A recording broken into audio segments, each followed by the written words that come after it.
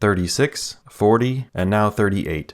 A few weeks ago, Christopher Ward introduced a regular production 38mm 12, and people are excited. Am I excited? Are you excited? Should you be? Here is another video where I tell you how to feel. Let's go.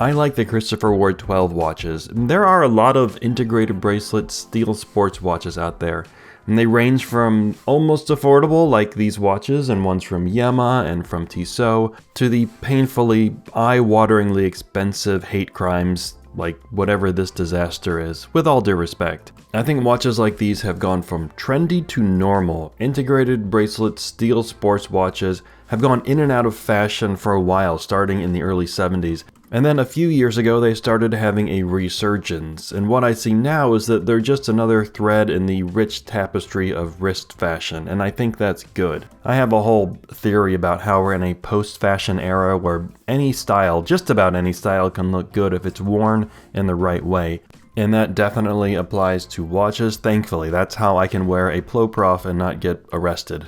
First, there was the 40mm 12, and then there was the 36mm, and now there's the 38mm. Here I have the 38mm 12 with the Nordic blue dial. And this is a moment people have been waiting for. They've told me on Instagram, and I've gotten a lot of comments and questions about this new size. Because, I'm sorry to tell some of you, sometimes it is the size that counts. The new 38mm 12 shares a lot in common with the 36 and the 40. Same price on the bracelet, $1,225, same water resistance, 100 meters, same movement, the mediocre Sellita SW200-1. The dimensions are 38mm across, 10mm thick, and 43mm long. Like the 40mm version, it has a date window at 6 o'clock. The 36mm does not have a date, and the 38 weighs 157 grams on the full bracelet. Now, size comparison on the wrist. This is what y'all really want. My wrist is 7 inches around, that's about 18 centimeters. My lovely wife's wrist is about 5.7 inches around, or about 15 centimeters. Between the two of us, I think you'll be able to tell what might work for you. 36, 38, and 40mm on my wife's 5.75 inch wrist. Tiny wrist. How does her hand even stay on? I don't know. I worry that a strong breeze might just come and take her hands right off, and I need her hands for things. And here's the 38 and the 40 on my 7-inch wrist. I couldn't even get my meaty hand through the 36mm bracelet. It's sized to my wife's wrist, so I'm sure I could add more links and make it work, but I ain't doing that, and you can't make me. Now on my wife, I honestly think that the 36mm 12 is the only one that works, or maybe it looks the best by such a wide margin that I think people with a 15cm wrist shouldn't even consider the larger watches. That's what I think. But I'll tell you that this mineral blue dial that's on the 40mm watch is wow. This is a great color, and it's by far both of our favorites of the three options here. But this color is only available on the 40mm watch because isn't that always the way? And for me, I like the 40mm best on my wrist, although the 38mm works. And here's something important and subtle. The 38mm 12 wears smaller than just shrinking down the proportions of the 40mm, and it's because of the bracelet. The bracelet on the 38mm is the same bracelet that's on the 36mm, or at least it has the same dimensions, and it fits the other watch, so I'm pretty sure it's the same bracelet. To me, that makes the bracelet on the 38mm seem a bit smaller than I think it should be, at least for my wrist. It seems a bit dainty. So this is good news for people with maybe a 6-inch wrist. The 38mm might be the perfect watch for people with wrist sizes between 6 and 7 inches, because the bracelet on the 38 is the same bracelet that's on the 36mm 12. And I know what you're all wondering, and yes, if you own both the 36 and the 38, you can make one gigantic Ultra 12 by linking the bracelets together. I call this the Christopher Ward 24, and it'll fit many upper thighs. This is a very exciting time in post-fashion. I referred to the Sellita SW200-1 as mediocre, and that's not necessarily a criticism. It has 38 hours of power reserve and is rated to plus or minus 20 seconds per day. Those numbers are not awesome, and this is where the much cheaper Tissot PRX wins. The Powermatic 80 has 80 hours of power reserve, and the watch is hundreds of dollars less.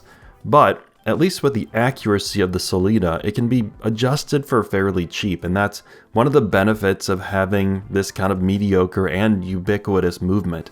It's easy to work on by professionals, not you. The details and the finishing on the 12 watches, they still impress me. The cases have a lot of interesting angles and a mix of brushed and polished faces, and each of those finishes seems to be really well done. The edges are crisp and clean, and the same is true with the bracelets. There are nice chamfers on most of the edges of the bracelet links, polished edges and brushing on the faces, and I think they all look great. And they feel good. The bracelets, they don't pull hairs or feel like they have any rough or sharp edges or burrs. It's all pretty good. Christopher Ward watches follow the guidelines that allow them to use the Swiss-made stamp on the dial. There are some strict laws around that.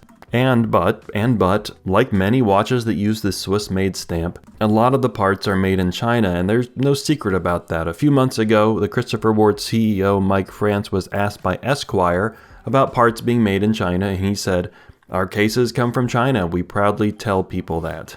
This is super common, and it's weird to me that this bothers some people, because I know it does bother some people. Why do you care where watch parts come from if the watches work well, look good, and wear great? I guess maybe it could bother some people on moral grounds, like I don't want to support that government, but I've never actually heard a watch person say that. Also, good luck buying anything from anywhere. I guess what I'm saying is that it's foolish to prejudge a watch based on where some of its parts come from and not how it functions or how it feels. I think Martin Luther King Jr. said that. Okay, and as I get off my soapbox, what do I think about the new 38mm 12? Is it the Goldilocks size finally? For me, no. For my beautiful 7-inch wrist, it's not. And for my wife and her 5.75-inch wrist, beautiful 5.57-inch wrist, no, I don't think it's the right size for her either. I think the 36mm works better for her, although she might disagree. But most importantly, what about for you? Is 38 the right size for you? It really well could be. Again, for wrists between 6 and 7 inches around, yeah, maybe this is the right size. And if you're in the right place, you can actually try these on. Christopher Ward now has 2 showrooms, one west of London in Maidenhead, and another one very, very west of London in Dallas, Texas. And I wouldn't be surprised if more showrooms popped up in other places. Or just, order the watch and try it on at home without removing any protective film or any of the bracelet links. And if it doesn't work on your wrist, send it back. Christopher Ward has a 60-day return policy, but don't tell them that I told you to do that.